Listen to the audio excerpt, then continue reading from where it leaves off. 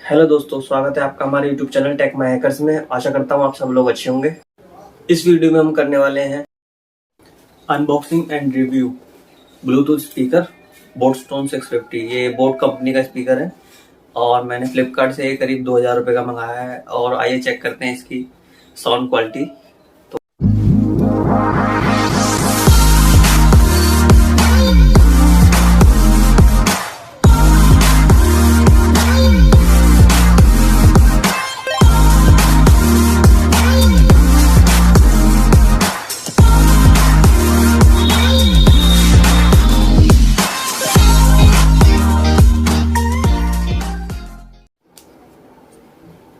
चलिए करते हैं बॉक्स को ओपन और ये देखते हैं।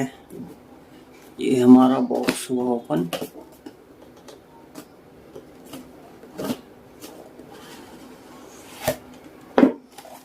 और ये इसमें ये डाटा केबल है चार्जिंग के लिए। और ये हमारा है ब्लैक कलर का स्पीकर। और इसमें ये वारंटी कार्ड है। और ये है एक लीड 2.5 mm जैक।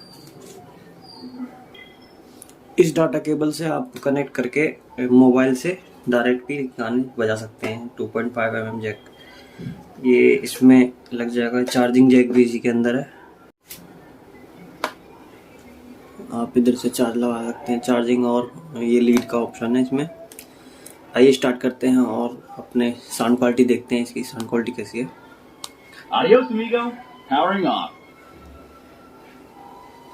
और ये हुआ कनेक्ट।